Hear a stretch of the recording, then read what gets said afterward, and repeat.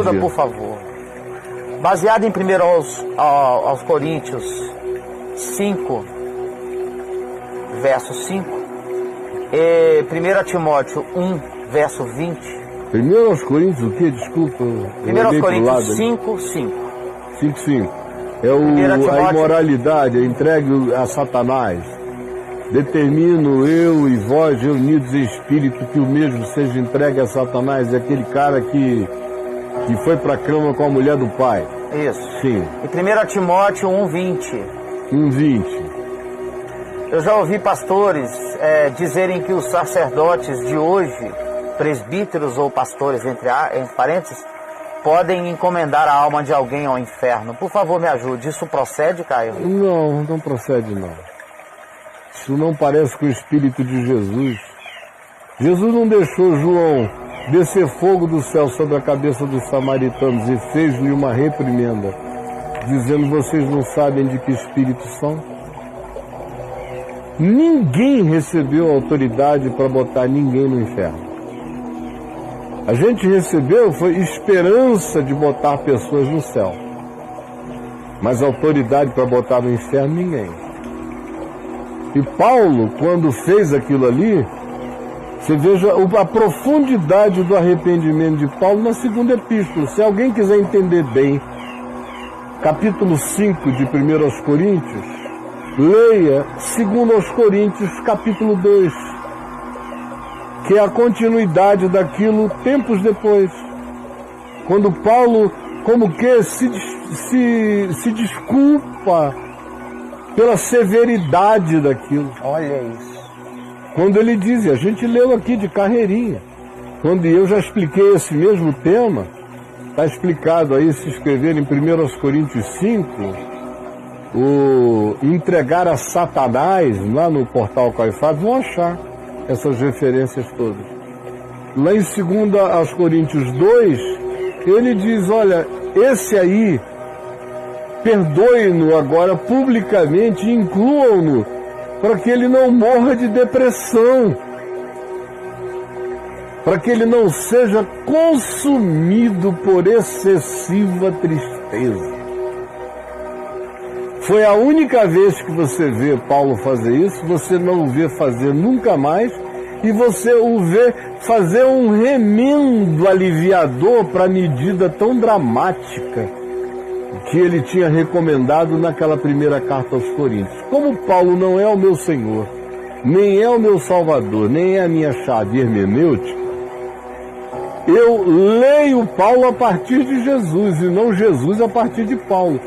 Quando Paulo está correto com Jesus, Paulo fica. Quando Paulo não está correto com o Espírito de Cristo, Paulo dança. Porque Paulo não alcançou perfeição, exceto agora. Mas enquanto escrevia as epístolas, por mais inspiradas que fossem, havia coisas de Paulo sobrando. Cultura de Paulo, preconceitos de Paulo. Ninguém é muito mais santo do que o seu próprio tempo. Ninguém é muito mais perceptivo do que o melhor da sua própria época. E a época dele era daquele jeito do meio judaico, por exemplo. E havia o que se mistura ali, honestamente falando, é o remanescente do farisaísmo latente de Paulo sendo aplicado a uma comunidade extremamente licenciosa como a de Corinto. O que você tem ali é a latência do farisaísmo antigo, exacerbado por uma espécie de irritação pela putaria incessante daquela igreja. Aí o cara comete aquele excesso, e um ano depois ele escreve dizendo, olha, vamos diminuir a carga porque foi pesada demais. E como é que eu vou me alegrar na vida se os que me alegram estão entristecidos?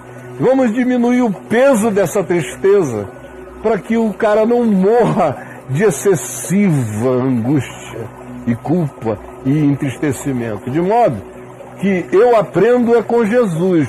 Quando Paulo é imitador de Cristo na prática, E eu não vejo naquilo ali Paulo ser imitador de Cristo.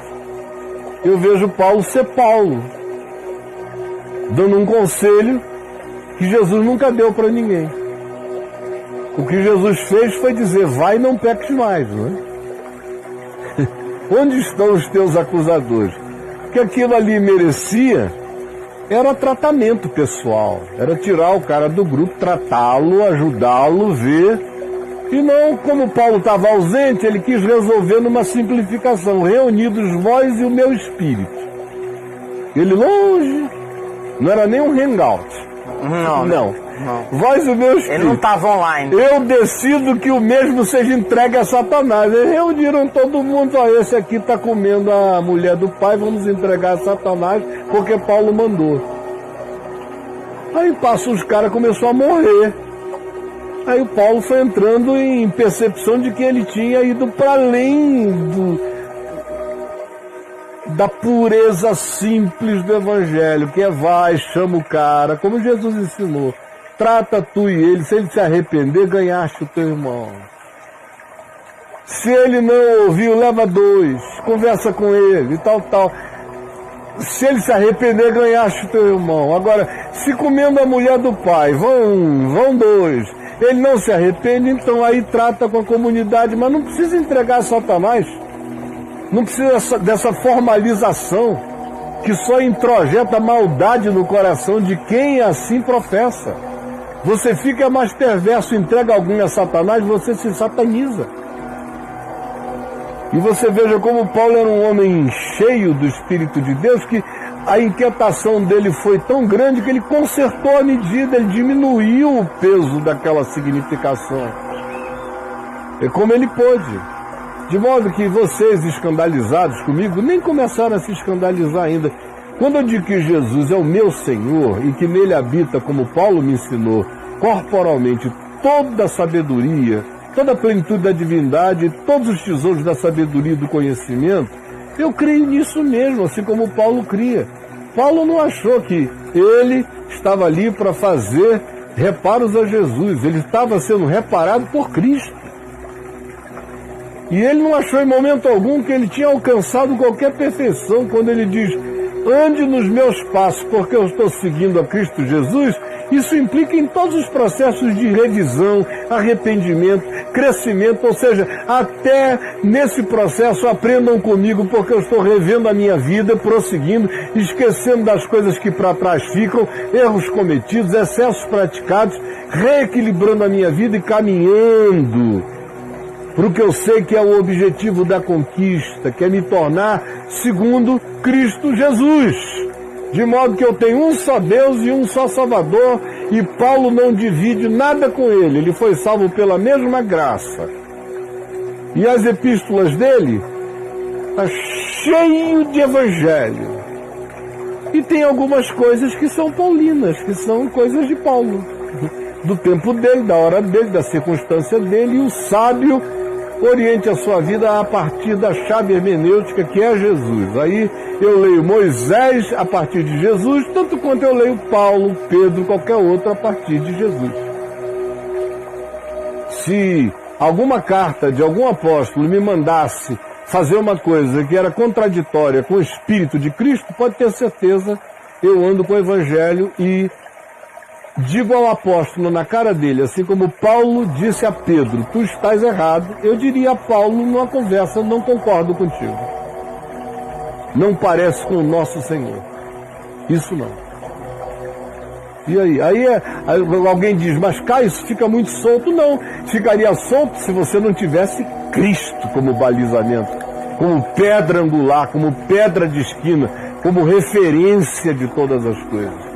Para mim está tudo mais do que amarrado, jungido, coerente. E o que sobra é uma essência universalmente aplicável em qualquer tempo, circunstância, cultura, etnia ou realidade espaço-temporal.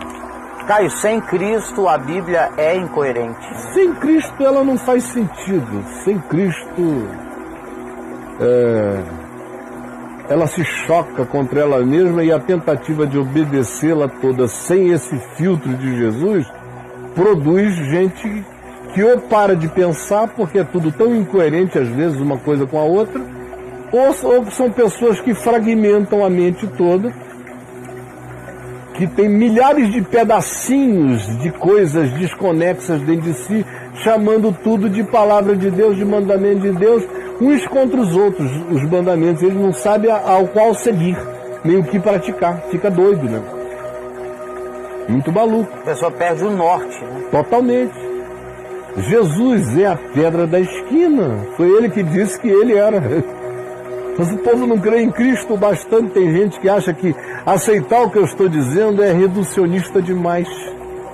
Eles não conseguem ver que é justamente isso que eu estou dizendo que faz do Evangelho ter o seu aplicativo transcircunstancial, transcultural, transgeneracional, que faz o Evangelho ser genuinamente universal.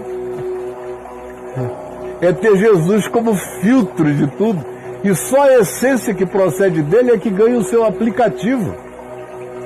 Em cada geração, em cada hora, em cada tempo. Aí o Evangelho fica vivo, relevante, eternamente relevante. Passará o céu. O céu e a terra e a minha palavra não passará. Só assim. Só o Evangelho. Só o Evangelho não passará. Tudo mais já passou. O próprio Novo Testamento fala que o fato Jesus fez boa parte do Antigo Testamento entrar em caducidade, em caduquice, em estado de esclerosamento. Vamos lá, meu amigo. É muito simples, cara. Pois é, mas o problema é o preconceito da religião. As pessoas não acreditam. Porque crer nisso desmonta a catedral toda da mentira. Desmonta a Torre de Babel, faz o World Trade Center vir abaixo da religião. A religião não sobrevive. Não, ela precisa do esquema do jeito que está. Porque é tudo convergindo para Jesus. Ninguém precisa de sacerdotes, a menos que o cara seja sábio. Ninguém precisa de pastor, a menos que ele seja cuidador. Ninguém precisa de nada, a menos que seja verdade. Acaba a profissionalização de Deus na Terra. A própria igreja desaparece como um fenômeno de visibilidade institucional e passa a ser um fenômeno de manifestação relacional. Isso não angaria fundos. O pessoal não quer isso. Não angaria fundos. É tão simples entender, rapaz. É só a estupidez que proíbe o cara de compreender o óbvio. Fantástico. A decisão dogmática de não compreender é que lhe tapa os ouvidos.